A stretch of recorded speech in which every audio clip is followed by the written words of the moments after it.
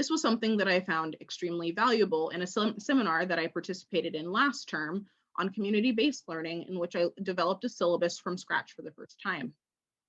I also participated in a pedagogy workshop organized by Amy Pistone last summer that also served as a community in which ideas, approaches, and syllabi could be workshopped ahead of the fall semester. I'd love to see something like this continue to exist in the future, even after the pandemic is over. To make this work sustainable, these communities or groups should meet regularly over time and keep reflecting and revisiting approaches that worked or didn't work. The idea here is that thoughtfulness and accountability would be built into the ways that we think about and plan for our courses each term. Finally, and perhaps most radically, consider establishing or improving upon existing departmental pedagogical training. I say here most radically because, as I've already mentioned, there seems to be a kind of aversion to offering mandatory training of any kind. This is a big ask, but learning communities that people join voluntarily can only do so much. Like the previous 2 points, organizing this training doesn't have to be something an individual or a department has to do on their own.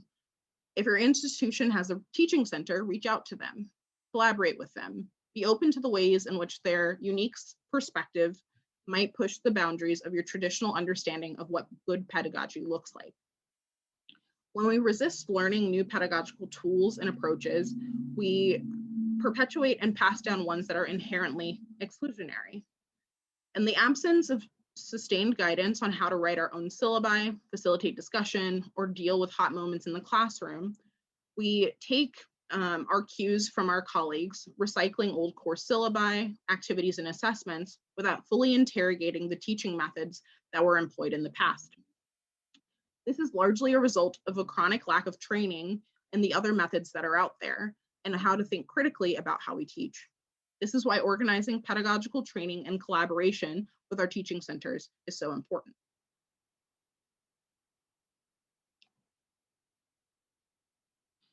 A question you might ask, though, is if teaching centers already offer workshops, then why should a department organize one? Wouldn't that be reinventing the wheel? Not at all. The workshops organized by teaching centers are, for the most part, voluntary, and often people don't even realize that these workshops are offered in the first place.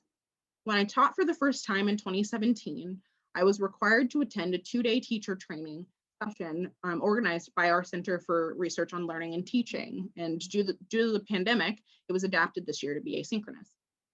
Although I've taught 5 courses since then, I'd never really been aware of the range of workshops that the teaching center offered until I was forced to rethink how I taught in light of the move to online instruction in last spring.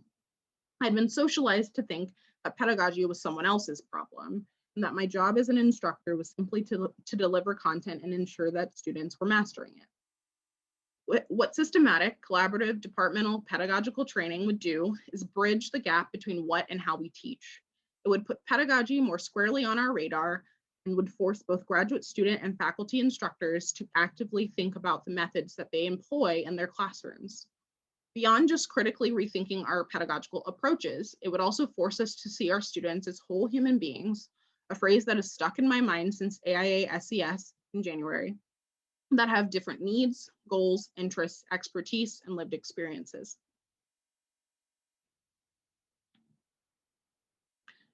For my entire academic career, I have been trained to fit neatly into a box defined by what classicists should be and how classics should be done.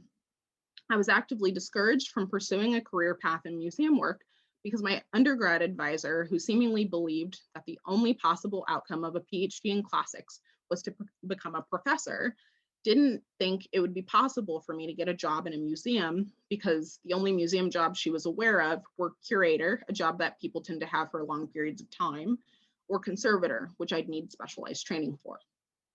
She was the product of a system that defined what it meant to be a classicist very narrowly. Paradoxically, this view has led us to believe for a long time, maybe too long, that a degree in classics both didn't prepare you for any job other than a tenure track job, or a tenured track one, and also made you uniquely qualified to teach despite never being given any formal training. As you may already be aware, neither of these things is necessarily true. I should also note that both the ideal path and this one are oversimplifications. I, of course, realize that everyone's journey is different. I return for a moment to this quote from the New York Times article featuring Dr. Padilla-Peralta. In order to make space for the diversity of interests, expertise, goals, and lived experiences of both current and prospective students, faculty, and beyond, we have to first acknowledge them as valid and then provide an environment in which they can thrive, rather than be displaced by the white supremacist framework with which we have for too long been entangled. I've laid out in this talk some relatively easy first steps. Reviewing and reworking a syllabus or departmental teaching orientation in light of newly obtained anti-racist knowledge might at first seem like a daunting task, but you don't have to do it alone. In fact, I think the work is much easier if done in collaboration with others who can keep us accountable. Like learning to ride a bike or how to swim, everyone has to start somewhere. And more often than not, you're going to need someone to walk you through the steps, someone to hold on to. You might have to keep the training wheels on for a while. You might have to go slow. You might even fall off a few times before you get the hang of it, but that's okay. The same is true of anti-racism work. We can't be afraid of acknowledging that we're still learning, that we made mistakes in the past, or that we might make mistakes in the future. Just like riding a bike, riding with the training wheels off is hard. For some, it's downright scary. But if something you try in the process of unlearning racist pedagogy, behavior, and biases doesn't work out, get up, brush yourself off, reflect on what might have gone wrong, and get back on the bike. Don't be afraid to keep learning and keep trying. Our anti-racism work can only be sustainable if we are actively confronting and dismantling racism whenever and wherever it occurs, not just in our classrooms, but in our broader communities too, and not just after something problematic has happened. Often department chairs sit on their hands until someone else, usually graduate students, call attention to their inaction and presents them with an action plan. The same is true when they wait to schedule sensitivity training until something problematic, like showing a film clip in which actors are in blackface, is reported. Such training should already be happening. We can't keep perpetuating the myth of education as apolitical, ahistorical, and neutral. Education, as Kishimoto explains, has often been exclusionary and functioned to assimilate students by normalizing dominant knowledge and values through the hidden curriculum. Racism in our departments and classrooms is not an eventuality. It is a reality, and it comes in many forms.